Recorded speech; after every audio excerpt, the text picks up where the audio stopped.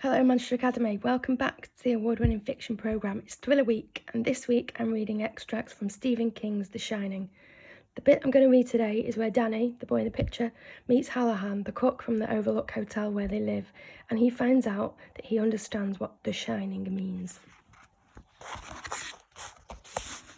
Chapter 11, The Shining. There were 4 bags in a pile just outside the door. 3 of them were giant battered old suitcases covered with black imitation alligator hide.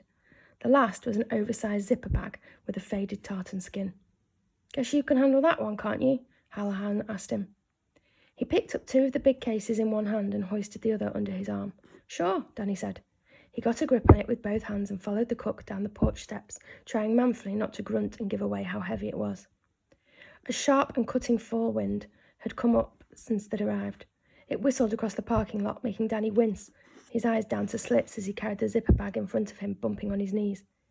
A few errant aspen leaves rattled and turned across the now mostly deserted asphalt, making Danny think momentarily of that night last week when he'd wakened out of his nightmare and had heard, or thought he'd heard at least, Tony telling him not to go. Hallahan set his bags down by the trunk of a beige Plymouth Fury. "This ain't much car," he confided to Danny. "Just a rental job. My Bess is on the other end. She's a car. 1950 Cadillac. And does she run sweet? I'll tell the world. I keep her in Florida because she's too old for all this mountain climbing. You need a hand with that?" "No, sir," Danny said. He managed to carry it the last 10-12 steps without grunting and set it down with a large sigh of relief. "Good boy," Hallahan said. He produced a large key ring from the pocket of his blue serge jacket and unlocked the trunk. As he lifted the bags in, he said, "You shine on, boy." "Harder than anyone I've met in my life, and I'm 60 years old this January." "Huh? You got a knack," Hallahan said, turning to him. "Me? I've always called it shining. That's what my grandmother called it too. She had it. We used to sit in the kitchen when I was a boy no older than you and have long talks without even opening our mouths." "Really?" Hallahan smiled at Danny's open-mouthed, almost hungry expression and said, "Come on up and sit in the car with me for a few minutes. I want to talk to you." He slammed the trunk. In the lobby of the Overlook, Wendy Torrance saw her son get into the passenger side of Hallahan's car as the big cook slid in behind the wheel. A sharp pang of fear struck her as she opened her mouth to tell Jack that Hallahan had not been lying about taking their son to Florida. There was a kidnapping afoot. But they were only sitting there. She could barely see the small silhouette of her son's head, turned attentively towards Hallahan's big one. Even at this distance, that small head had a set to it that she recognised. It was the way her son looked when there was something on the TV that particularly fascinated him, or when he and his father were playing Old Maid or Idiot Cribbage. Jack, who was still looking for Ullman, hadn't noticed. Wendy kept quiet, watching Hallahan's car nervously, wondering what they could possibly be talking about that would make Danny cock his head that way. In the car, Hallahan was saying, "Get you kind of lonely thinking you were the only one?" Danny, who had been frightened as well as lonely sometimes, nodded. "Am I the only one you ever met?" he asked. Hallahan laughed and shook his head. "No, child, no, but you shine the hardest." "Are there lots then?" "No," Hallahan said, "but you do run across them. A lot of folks, they got a little bit of shine to them. They don't even know it, but they always seem to show up with flowers when their wives are feeling blue with their monthlies. They do good on school tests even if they don't study for them, and they've got good ideas of how people are feeling as soon as they walk into a room. I come across 50 or 60 like that. But maybe only a dozen, counting my gram, that knew they were shining." "Wow," Danny said and thought about it. Then, "Do you know Mrs. Brandt?" "Her?" Hallahan asked scornfully. "She don't shine. Just sends her supper back 2-3 times every night." "Oh, I know she doesn't," Danny said earnestly. "But do you know the man in the grey uniform that gets the cars?" "Mike? Sure I know Mike. What about him?" "Mr. Hallahan, why would she want his pants?" "What are you talking about, boy?" "Well, when she was watching him, she was thinking she would sure like to get into his pants, and I just wondered why."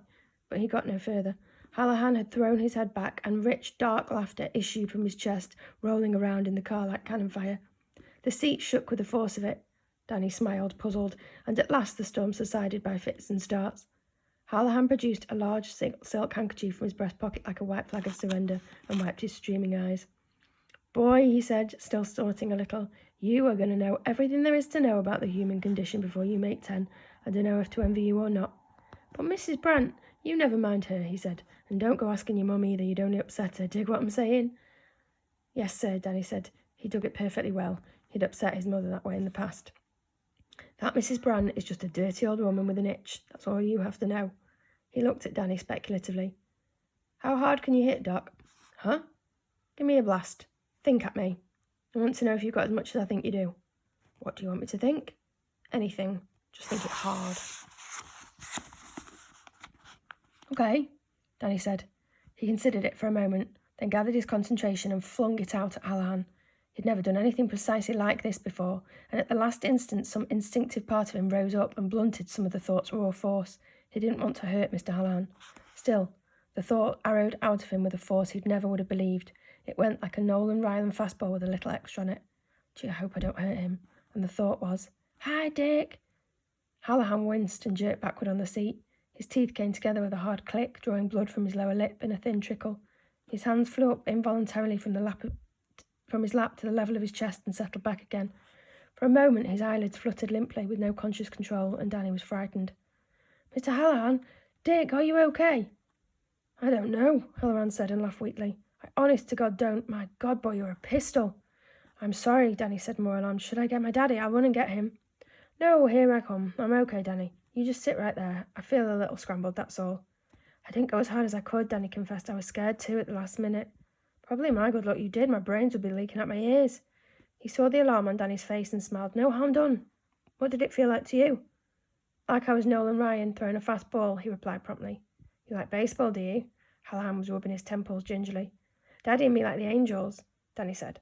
The Red Sox in the American League East and the Angels in the West. We saw the Red Sox against Cincinnati in the World Series. I was a lot littler then, and Danny's face went dark and troubled.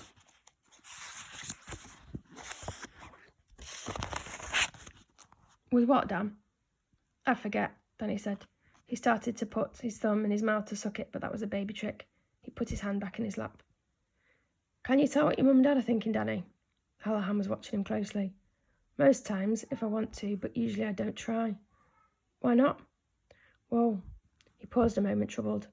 It'd be like peeking into the bedroom and watching while they were doing that thing that makes babies. Do you know that thing? I've had an acquaintance with it, Hallahan said gravely. They wouldn't like that, and they wouldn't like me peeking at their thinks. It would be dirty. I see. But I know how they're feeling, Danny said. I can't help that. I know how you're feeling too. I hurt you, I'm sorry.